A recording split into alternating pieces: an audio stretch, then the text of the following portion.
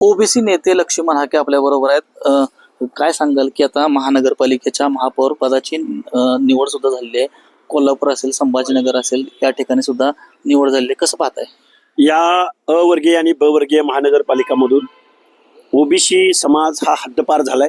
निवडणुकांमधून हद्दपार झालायच, पण महत्वाच्या महापौर पदावरती एखादा दुसरा मूळ ओबीसी बलुत्या अलुत्यामधला माणूस ज्याच्या बाबतीत सामाजिक भेदभाव झाला त्या माणसाला महापौर पद मिळालं असतं. पण दुर्दैवानं कोल्हापूरच्या रूपराणी निकम असोत किंवा अहिल्यानगरच्या महापौर असोत किंवा दौंडसारख्या शहराचं नगराध्यक्षपद असो किंवा छत्रपती संभाजीनगरमधले अनेक पदं असोत, ओबीसीचं आरक्षण कुणबी मराठा हा धाकला काढून संपवलेला आहे, हद्दपार केलेला आहे आणि त्याच्यामध्ये सर्व पक्ष सामील आहेत असा माझा आरोप आहे.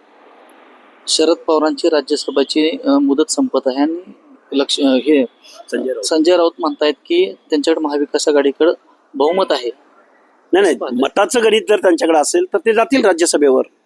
किती लोक जाणार हे त्यांच्या मताच्या गणितावर अवलंबून असेल. त्यामुळं वरिष्ठ सभागृहात शरदचंद्रजी पवार आणि अजून त्यांच्याबरोबर कोण निवडून जातं हे मताच्या गणितावर असेल. यात काही वेगळं असं काही नाही.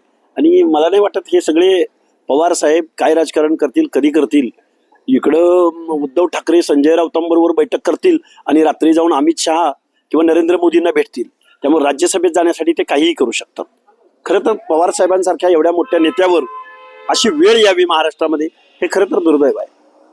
तुम्ही राजकीय क्षेत्रात बघितलं तर महाराष्ट्राचे उपमुख्यमंत्री अजित पवारांचे विरोधक म्हणून मानले जातात, परंतु त्यांचं अपघात निधन झालं. त्यात अनेकांनी आरोप केले की ते बॉम्ब आहेत वगैरे. तुम्ही कसं पाहता याच्याकडे? हे बघा, आजकालच्या परिस्थितीमध्ये एवढे इलेक्ट्रॉनिक मीडिया आहे, सीसीटीव्ही कॅमेरेज आहेत, प्रत्येक गोष्ट पावला पावलाला तुमच्या प्रत्येक मुवमेंटची नोंद घेतली जाते. अशा परिस्थितीमध्ये मला नाही वाटत अजितदादांचा हा अपघातीच निधन आहे असं मानणारा मी कार्यकर्ता आहे.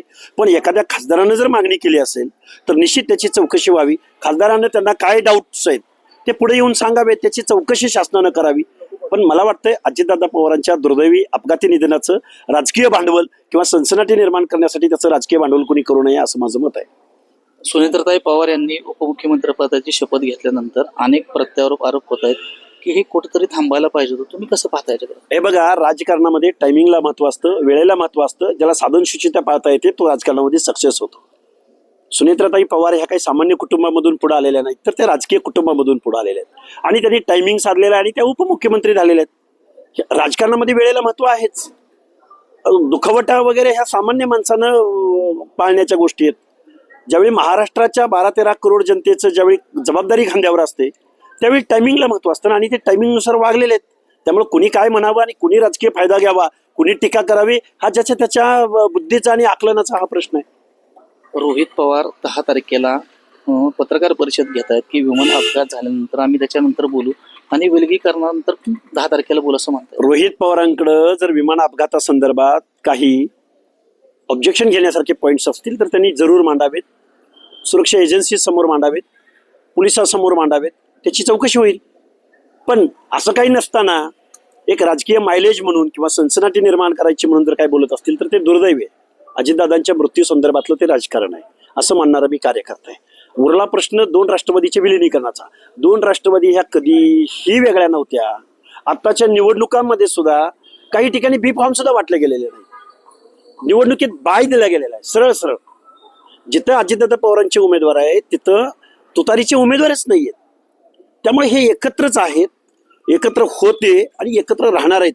त्यामुळे महाराष्ट्रातल्या जनतेला वेड्यात काढण्याचं काम रोहित पवारांनी करू नये असं मला वाटतं. जरांगे पाटलांनी आरोप केलेले आहेत की तटकरे असतील, प्रफुल्ल पटेल असेल, ही किड्या मुंगी आणि ढेकणाची उपमा त्यांना दिलेली आहे की त्यांनीच ते उपमुख्यमंत्री पद घ्यायला लावलं. हे बघा, ढेकणाची झुरळाची जरी उपमा दिली असली तर ते काम कोणासाठी करत होते तर स्वर्गीय अजितदादा पवारांच्या पत्नीला महाराष्ट्राचं उपमुख्यमंत्री पद देण्यासाठी काम करत होते. त्यामुळे जरांगेंचा विरोध ढेकणांना, झुरळांना, ओबीसीच्या नेत्यांना आहे का सुनेत्राताई पवारांच्या उपमुख्यमंत्री पदावर शपथ घेण्याला आहे? याचं उत्तर जरांगेंनीच दिलेलं बरं. नसता आकलेचे तारे तोडायचं जरांगेंनी बंद करावं. नक्कीच आपण पाहिलं तर हे होते ओबीसी नेते लक्ष्मण हाके.